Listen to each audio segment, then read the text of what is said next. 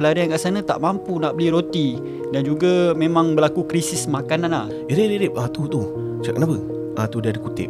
Ada kanak-kanak ni dikatakan mereka nampak ibu dan ayah mereka ni mati depan mata, kena bom.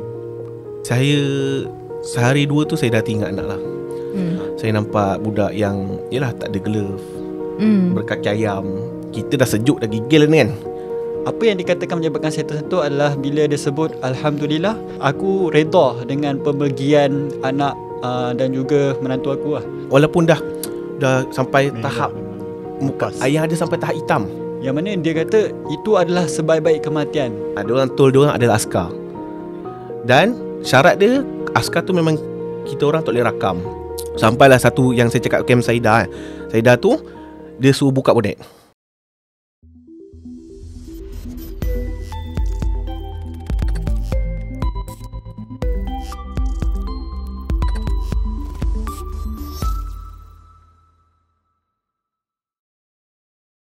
Okay, biasanya AP Podcast ni host dia Ami Idris, tapi sebab kita ada dua orang yang sangat menjadi tulang belakang kepada office ni, so saya sebagai seorang producer nak turun padang interview dua tetamu jemputan kita. So welcome to AP Podcast, Mizi.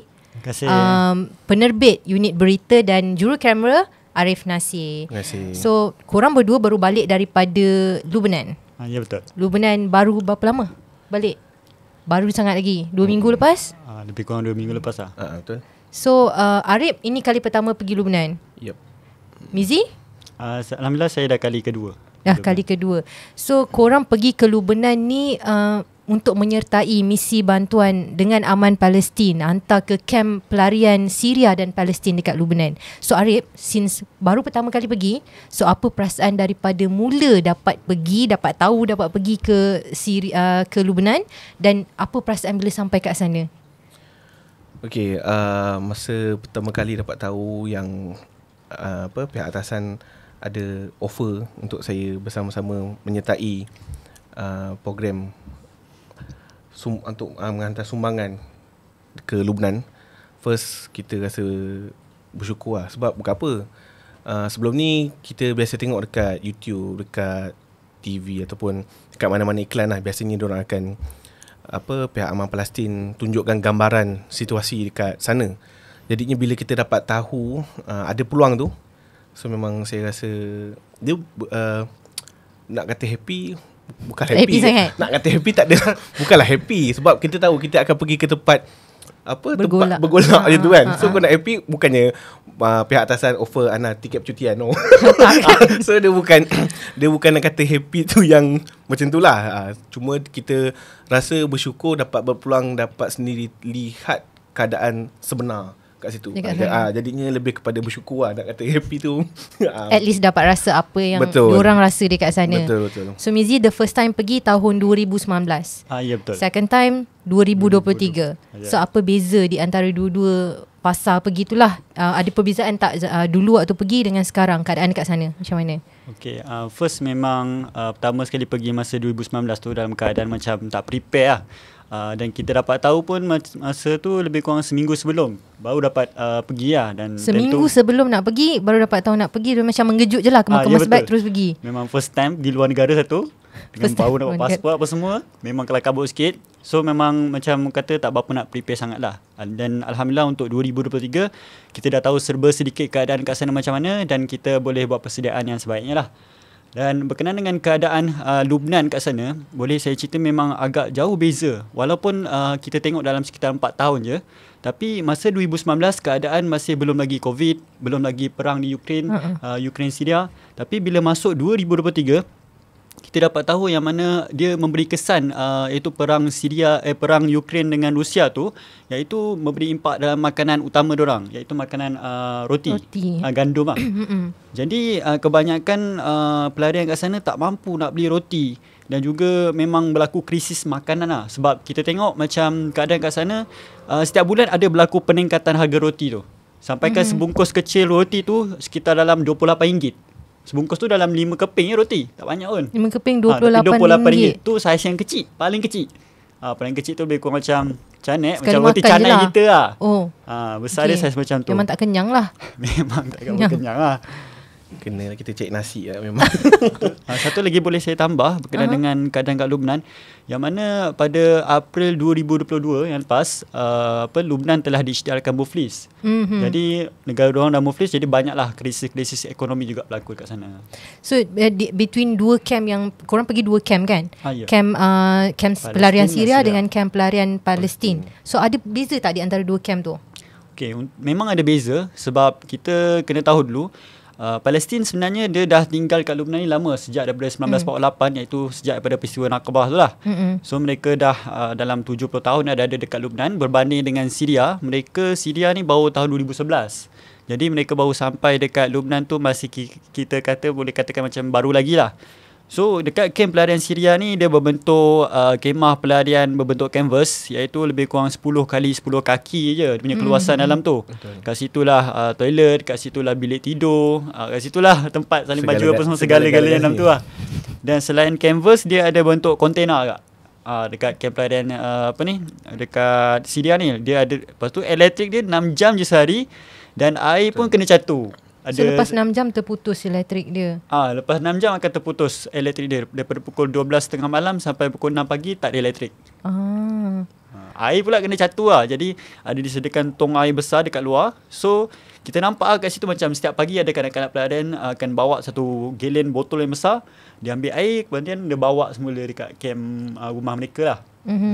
Kalau dekat Palestin lebih kamp pelarian Palestin lebih selesa lah mungkin. Kalau dekat Palestin ni, kamp Palestin ni dia macam kalau kita kat sini istilah macam PPRT lah. Dia dah duduk dalam kawasan rumah. Tapi rumah mereka ni agak teruk lah. Macam pernah yang saya pergi dengan Arif masa tu, dekat satu rumah pelarian ni, dia macam kita nak cakap rumah pun macam tak macam rumah, nak cakap pondok pun tak macam pondok.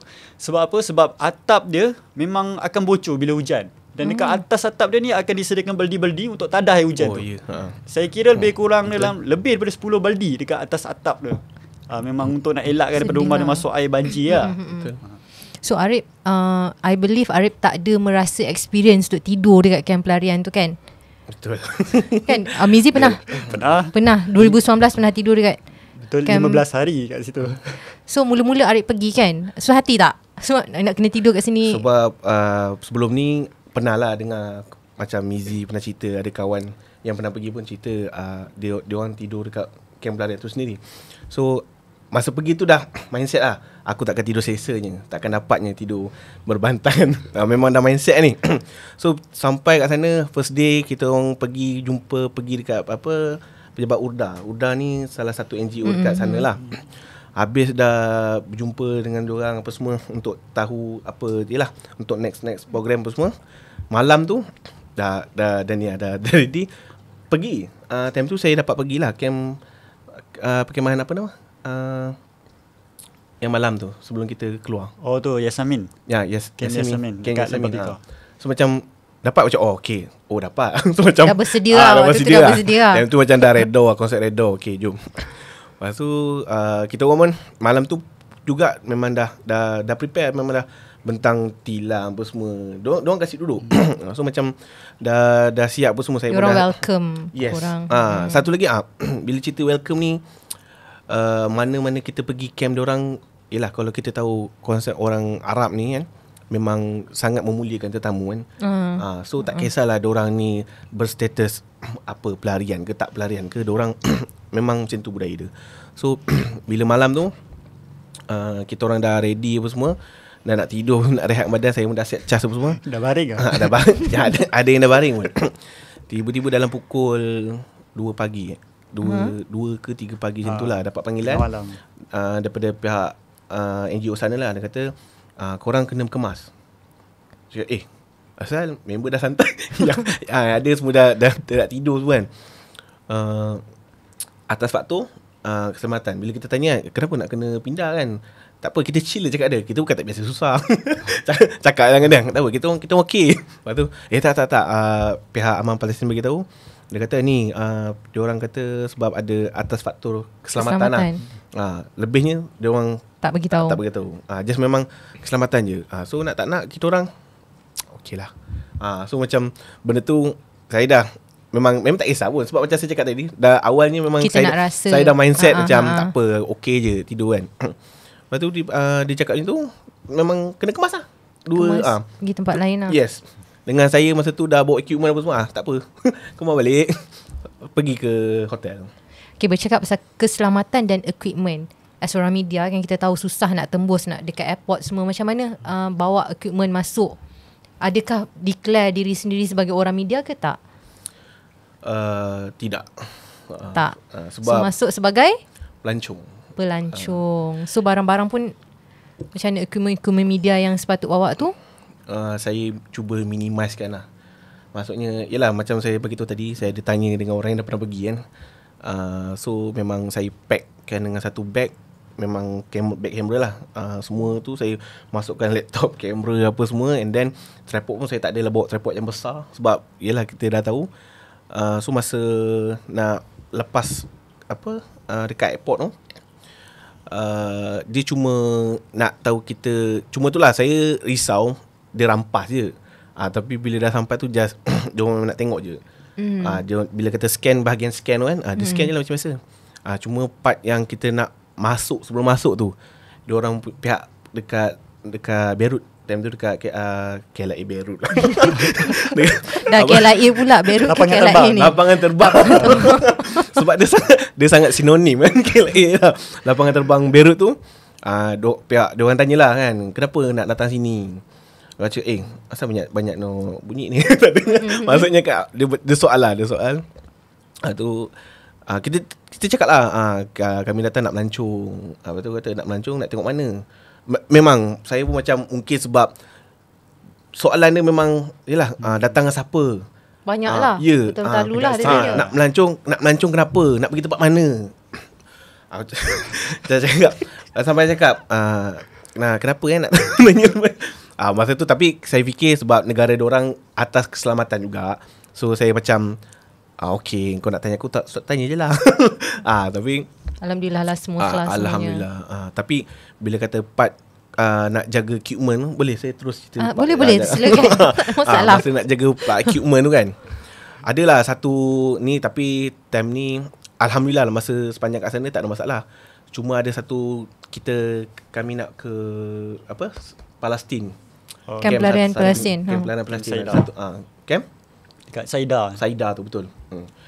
Sebab kat sana macam kita PKP, baru nampak ada polis jaga tepi jalan kan. Sekatan kan. Macam yelah. And then kalau kita pun betul, diorang adalah askar. Special. Bukanlah special. Tapi yelah, keselamatan. So bila kata kita orang dalam perjalanan tu memang akan jumpalah askar. Dan syarat dia, askar tu memang kita orang tak boleh rakam. Apa-apa lagi kalau jumpa askar tu, memang orang sana, orang yang guide kita orang bawa tu, dia akan cakap save your camera, simpan. Dia tak bagi. Sampailah satu yang saya cakap, camp Saida. Saida tu dia suruh buka bonet. Itu saya rasa macam macam nervous. Wow. Nampak dia orang tu dah nervous, suruh buka bonet lagi nervous. Ya. Rasa macam menjawab ni kalau kena rampas ni. Dia bukan menjawab apa, menjawab nak balik Malaysia nanti. Enggak mahal lah nak kemai.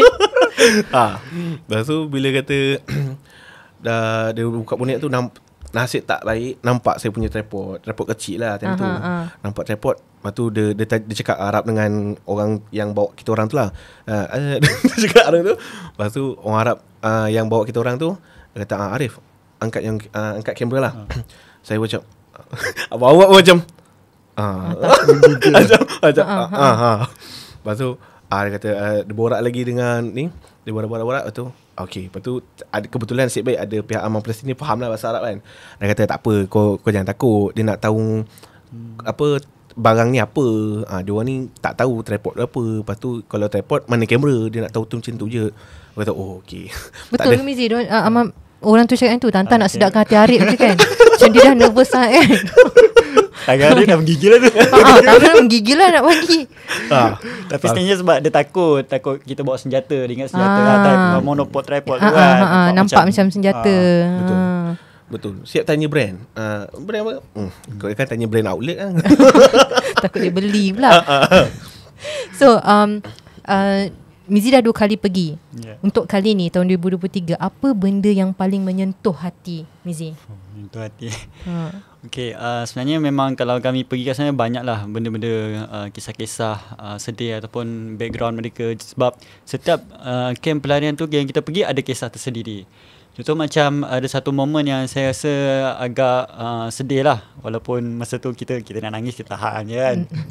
Ada satu camp tu dekat Arsal kami pergi. Masa tu bila sampai je dekat camp tu, saya ternampak ada seorang kanak-kanak berkursi roda.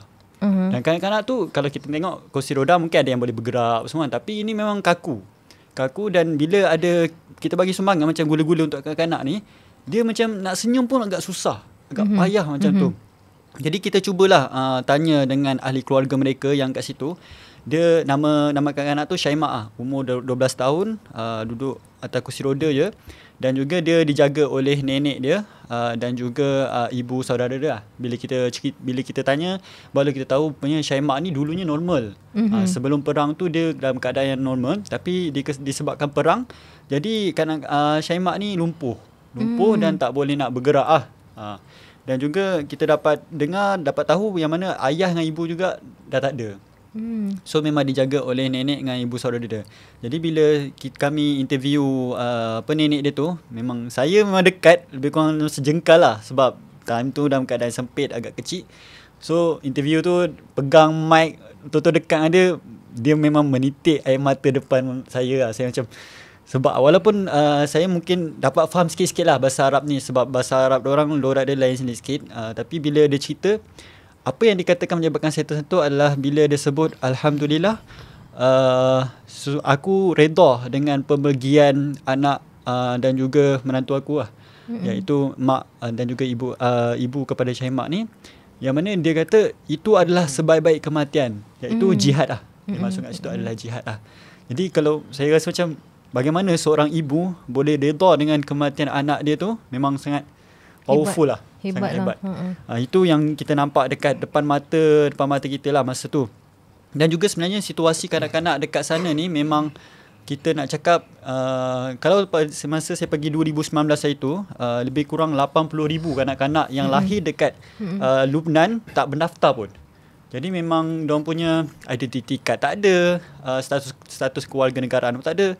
Jadi mereka ni tak tahu dengan pendidikan lagi lah kan. Jadi dengan berkat bantuan daripada Aman Palestin dan juga NGO Urda ni sebenarnya membantulah dari segi pendidikan walaupun tak formal.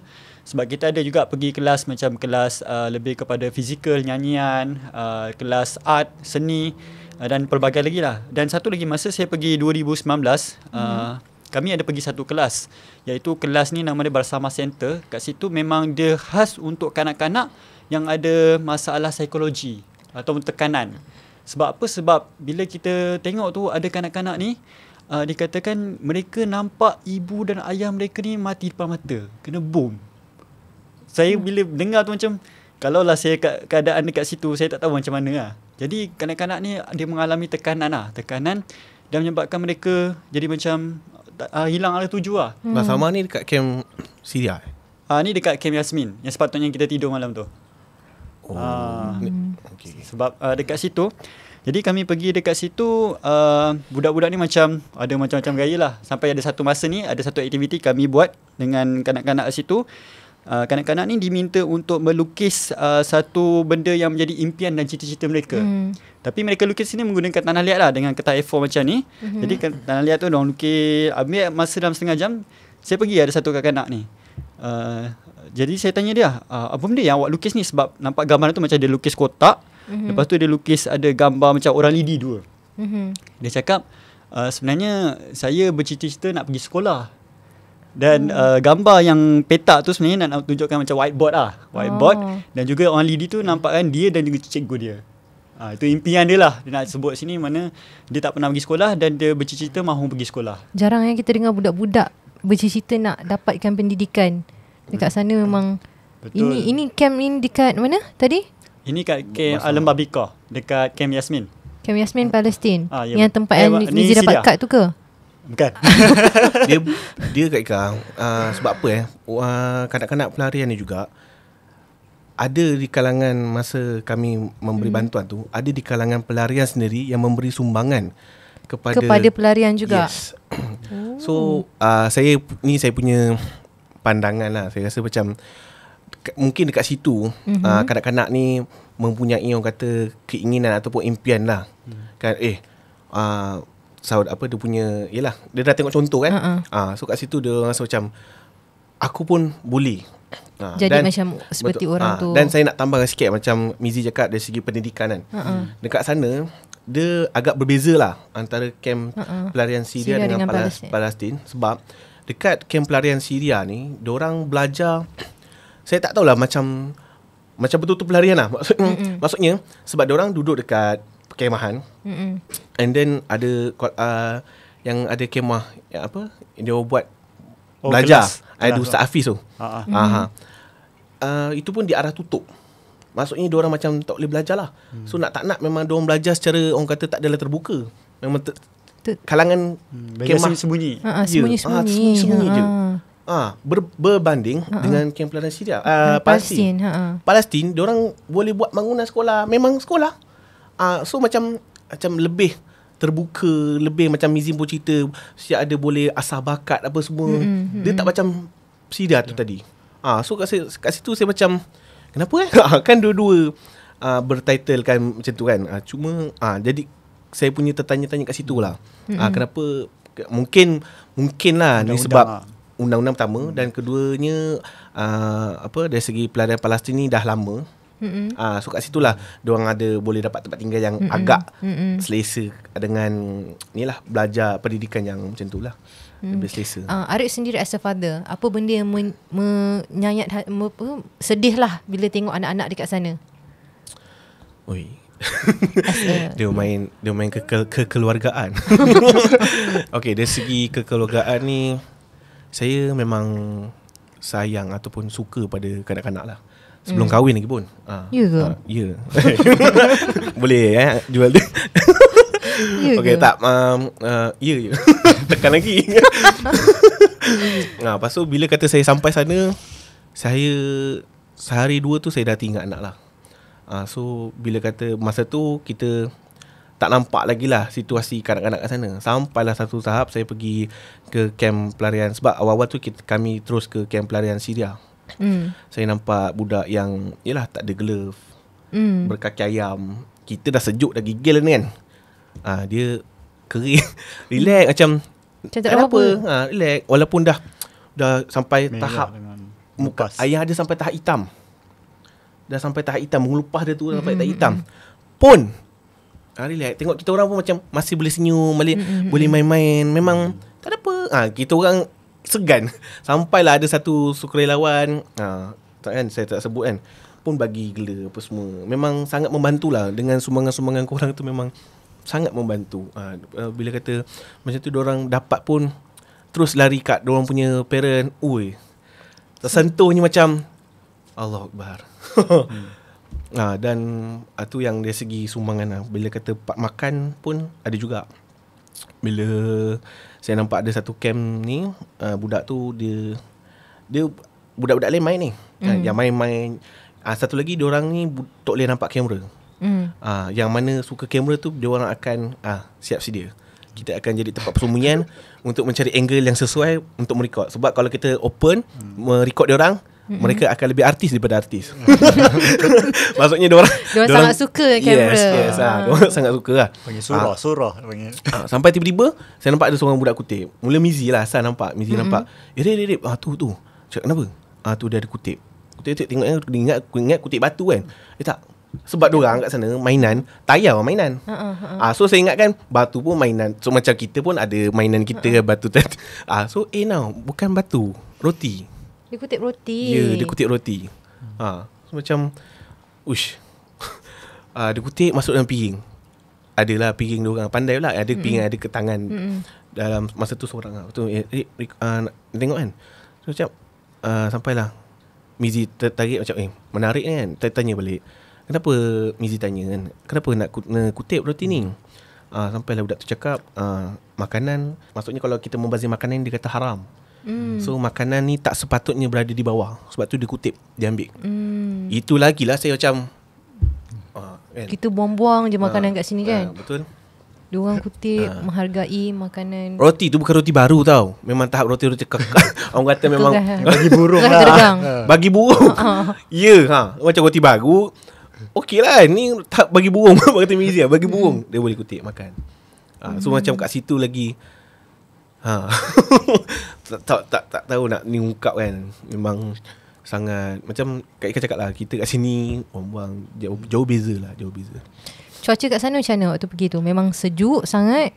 Okay, sebenarnya kita diberitahu masa pergi ni mungkin turun salji, tapi tak ada salji. Tak ada salji.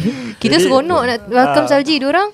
Tapi diorang dah biasa lah. Ha. Tapi sebenarnya untuk cuaca kat sana kayaknya memang sejuk lah. Kalau malam tu cecah sehingga negatif 5 darjah Celsius. Cuma yang menariknya masa malam ni, sebab kami ada juga pergi kadang pagi keluar pukul 8 pagi dah keluar. Lepas tu malam, sebab malam awal pukul 4.30 dah maghrib kat sana. So kami memang lajakkan jugalah bantuan tu sampai pukul 5 sampai pukul 7. Ada satu malam tu memang dah sejuk sangat, lebih kurang pukul 9. Time tu semua dah tidur, tapi tim Amal Palestin juga sukarelawan semua masih lagi bagi sumbangan. Masa saya pergi 2019 lah, masa tu dekat Camp Yasmin. Jadi kami bagi bantuan dalam bentuk pakaian pakaian selimut dan juga pakaian kanak-kanak. Sampai ada satu kanak-kanak ni kata, Mak, itu Santa Claus. Santa Claus datang macam je lah, kita bawa guni-guni. Lepas tu sebab ada seorang sukarelawan tu dia pakai baju merah. Tu yang budak Daud ingat, ni Santa Claus ni bagi hadiah barang datang kan. Ketuk-ketuk pintu, datang setiap rumah. Sebab mereka ni ada yang berkaki ayam, ada yang tak pakai stokin, ada yang tak pakai glove macam Arif cakap tadi. Pakai baju pun tipis je, 1-2 lai je. Banding kita ni 5 lai, 5 lapis dah ni. Ni pun dah menggigil dah ni. Jadi memang sangat sejuk keadaan kat sana. Sampai macam ada satu keluarga Palestin, keluarga Syria tu juga, dia jemur baju dia jadi keras. Sebab terlalu sejuk, tak boleh nak kering. Bukan kering, keras. Jadi keras. Itulah gambaran yang kita boleh kongsi lah. Untuk misi bantuan kali ni 2023 ni, apa benda yang korang bawa sekali untuk bagi kepada pelarian ni? Okey, sebenarnya untuk bantuan ni, sebenarnya macam Amal Palestin sendiri memang sediakan duit lah. Kita bawa sumbangan rakyat Malaysia yang daripada melalui tabungan Palestin bawa ke Lubnan. So dekat Lubnan ni Amal Palestin bekerjasama dengan NGO kat sana, Urda. Kat situlah kita beli barang, terutamanya makanan lah. Pack makanan dan juga kerosin. Kerosin ni iaitu minyak pemanas, kita panggil minyak tanah kat sini. So barang-barang tu lah antara yang diperlukan. Selain tu kita Amal Palestin juga beri bantuan dalam bentuk aspek psikologi. Macam saya cerita kelas untuk anak-anak yang ada tekanan. Dan juga ada bantuan dari sudut fisioterapi. Kadang ada juga kanak-kanak yang tak ada kaki, diberikan kaki palsu. Ada yang tak ada tangan, juga diberikan tangan palsu. Jadi ini membantu mereka lah untuk meneruskan kehidupan mereka. Semalam actually saya dapat mesej daripada salah seorang pelarian Syria dekat Malaysia, pernah masuk EP Podcast, Lin Saleh. Dia tanya, bantuan musim sejuk untuk rakyat Syria ni masih lagi, sebab untuk pelarian Syria, pelarian Palestin ni masih lagi berterusan ke sebab musim sejuk dan nak habis kan? So maksudnya untuk mereka yang masih lagi salurkan bantuan ni, maksudnya bantuan tu akan ke mana selepas ni? Okay, kalau Mizi boleh cakapkan on behalf of Aman Palestin lah. Okay, sebenarnya masa kami pergi tu sebanyak 167,000 USD bantuan daripada Amal Palestin bawa ke Lubnan. Jadi sebenarnya bantuan tu bukan terhenti kat situ saja. Sebab musim sejuk ni masih panjang lagi tempoh dia. Dan dijangka akan sampai bulan puasa nanti, bulan 3 kan. So sekarang ni memang masih lagi musim sejuk. Jadi bantuan tu memang sangat diperlukan. Sebab masa kami pergi dekat sana Januari yang lepas ni, ada pelarian yang situ kata kami dah sebulan tak dapat makanan ni. Dah terputus bekal makanan. Lepas tu ada yang cakap 6 bulan kami tak cukup makanan. Sebab apa? Sebab UNHCR dan juga WFP, Persatuan Makanan Sedunia, telah menghentikan sumbangan mereka. Saya tak ingat berapa angka dia, tapi banyaklah, daripada ratusan ribu kepada puluhan saja. Dikurangkan bantuan tu. Termasuklah yang Syaimak tadi, yang sepatutnya dapatkan rawatan kan, tapi tak dapat. Mereka yang berkursi roda tu. Nak tambah sikit lah. Sebab ni apa yang saya faham kat sana, diorang ni, orang yang pelarian ni, diorang tak dibenarkan bekerja tau. So memang orang kata totally mengharapkan bantuan. Dan Alhamdulillah lah, bukanlah sebab sumbangan kat sana memang akan sentiasa sambungan okey. Sentiasa lah. Sambungan sentiasa. So macam cuma saya tertanya kat situ, mungkin kalau Mizi boleh jawab ke, kenapa orang pelarian sana tak boleh bekerja, sedangkan kalau kita tengok, kita pelarian ke tak pelarian ke semua boleh kerja. Sebab pelarian Syria, pelarian Palestin datang Malaysia pun diorang diberi peluang untuk bekerja. Betul. Kan. Sebab satu, kita tengok undang-undang negara Lubnan tu macam mana. Sebab kerajaan Lubnan memang tak benarkan pelarian Syria untuk bekerja. Dan satu benda yang beza tahun 2019 dengan 2023, yang mana masa kami pergi 2019, kami tidur dekat camp tu. Bila kami pergi balik 2023 dah tak ada dah camp tu. Sebab apa? Sebab bangunan pun kena diruntuhkan. Kerajaan Lubnan tak bagi. Kerajaan Lubnan tak bagi pelarian Syria ni duduk dalam kawasan yang ada bangunan berbatu. Mereka hanya layak dibenarkan duduk kawasan camp yang bentuk kanvas ataupun kontena kan. Dan juga sebenarnya itulah kita perlu banyak bantu mereka lah, sumbangan. Kata orang kita orang susah kan. Antara Islam ni umpama satu bangunan kan, yang mana antara satu perlu menguatkan satu sama lain lah. Itu salah satu tugasan kita juga lah, membantu. Dan juga mereka ni sebenarnya bukan saja kita bagi bantuan, makanan. Mereka tak ada makanan, kita bagi makanan. Mereka tak ada minyak panas, kita bagi minyak panas. Bukan bantuan setakat itu, kita bagi lebih Palestin dan juga URDA ada bantu lebih lagi, iaitu kata orang kat sini lah, kalau tak ada makanan, kita bagilah mata kail kan, untuk diorang pancing. Jadi dekat sana, Amal Palestin dengan URDA buat, mereka membuat satu sistem, contoh macam sistem yang boleh beri peluang pada mereka pelarian ni untuk bekerja. Mereka macam beli satu tanah, so kat situ usahakanlah tanaman gandum ke, buah apple ke, limau paling best kita di sana banyak. So pelarian kat sana bekerja. Masa saya pergi 2019 tu pun ada satu kilang kat situ, kilang roti. Jadi ada 8 orang pekerja Syria kat situ bekerja. Tapi mereka bekerja underground lah. Kalau dapat tahu habislah. Habislah. Dan juga mereka ni bekerja sebenarnya tak boleh diberi gaji yang sama dengan warga negara Lubnan. Mereka dapat gaji half saja, separuh daripada gaji warga negara kat sana. Jadi memang kalau tak ada apa-apa pekerjaan, memang mengharapkan semata-mata bantuan. Ya, korang betul. Sebagai last korang sebagai anak muda yang dah pergi. Nak lagi ke? Macam tak puas je. Korang sebagai anak muda yang dah pergi ke sana, apa pesanan korang untuk sebenarnya knowledge pasal apa yang terjadi kepada Syria, kepada Palestin ni memang sangat kita perlu ambil tahu. Betul kan? Kita perlu ambil tahu, tapi masalah kita the young generation ni sekarang ni macam kebanyakannya lah, tak semua, kebanyakannya tak tahu pasal apa krisis kemanusiaan yang terjadi. So apa pesanan Arif dan Mizi kepada anak-anak muda yang menonton dan mendengar EP Podcast ni? Yang gaduh? Kepada pendengar dan pemberi sumbangan di luar sana, saya boleh berikan pengharapan lah kepada korang semua supaya teruskan beri sumbangan tu. Bukanlah mengatakan yelah aku bagi sumbangan, end up orang pelarian tu dapat apa? No. Sangat-sangat berharga bagi diorang. Sebab macam tadilah Mizi katakan tadi, dengan sumbangan anda semua tu, mereka dapat bekerja walaupun underground kan. Tapi diorang bekerja. Sebab saya adalah membaca komen masa kita memberikan sumbangan tu, dia kata korang ni bagi sumbangan pelarian tu nak apa? Maksudnya macam sumbangan, lepas tu nanti korang datang balik. So macam diorang rasa macam sumbangan diorang tu, orang pelarian kat sana habis itu je. Faham tak? Maksudnya kan dah bagi sumbang, lepas tu nanti datang lagi bagi sumbang lagi. Padahal diorang ada limitation, banyak benda yang diorang tak boleh buat. Yes. Dan benda tu diorang sebenarnya bekerja, belajar. Tu dari kami cerita, ada yang sanggup buat pendidikan secara menyuruk-nyuruk demak demi nak mendapatkan pendidikan tu kan. Jadinya tu lah, saya boleh katakan teruskan memberi sumbangan, sebab sumbangan korang tu memang mereka dapat orang kata meringankan lah orang punya serba sedikit kehidupan orang. Betul.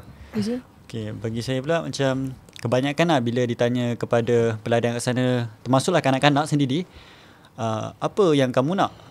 Ataupun apa impian kamu kan. Jadi mereka ni akan cakap, kami bercita-cita mahu kembali ke tanah air kami semula, iaitu Syria dan juga Palestin lah.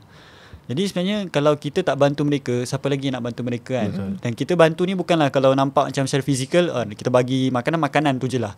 Tapi sebenarnya dengan makanan tu lah mereka boleh survive, boleh hidup untuk mereka meneruskan menggapai cita-cita mereka tu untuk kembali semula kepada negara asal diorang, iaitu Syria dan juga Palestin lah. Dan juga sekiranya kalau kita tak mampu untuk memberi bantuan dari sudut makanan ke, sumbangan berbentuk duit ke, sekurang-kurangnya kita berdoa lah untuk mereka. Betul. Sebab bila kami pergi kat sana, mereka tak pernah putus-putus doa pun kepada kita. Setiap kali kami bagi bantuan, mereka lah yang banyak berdoa kepada kita lah. Dan doa orang yang teraniaya ni adalah salah satu doa yang mustajab. Nampak nak nangis tu. Betul. Jangan nangis. Thank you so much sebab sudi berkongsi cerita pengalaman pergi ke Lubnan, ke kamp Syria, ke kamp Palestin. Terima kasih Mizi, Arif. So, semoga apa yang korang share ni dapat memberi manfaat kepada semua. InsyaAllah. Thank you.